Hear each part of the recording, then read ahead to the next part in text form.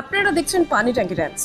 Lorry ও টোটোর সংঘর্ষে জখম 3 জন। গতকাল গভীর রাতে যাত্রী নিয়ে জাতীয় সড়ক পারাপার করতে গিয়ে দ্রুত গতির লরির ধাক্কায় দুমড়ে মুচড়ে গেল টোটো।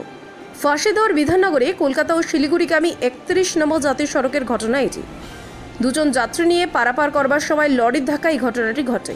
পরে বিকট শব্দ শুনতে পেয়ে স্থানীয়রা ঘটনাস্থলে পৌঁছে আহতদের উদ্ধার করে উত্তরবঙ্গ মেডিকেল কলেজ ও হাসপাতালে ভর্তি করে। ঘটনার বেশ কিছু সময় যান চলাচল বন্ধ হয়ে পড়ে বিধাননগর তদন্ত কেন্দ্রের পুলিশ ঘটনাস্থলে পৌঁছে পরিস্থিতি নিয়ন্ত্রণে আনেন। ঘাতক লরি চালক ঘটনার পর পলাতক। অন্যদিকে ঘাতক লরি আটক করেছে পুলিশ। পরবর্তীতে আরও খবর জানতে অবশ্যই চোখ রাখুন শুধুমাত্র পানি ট্যাঙ্কি টাইমসের পর্দায়।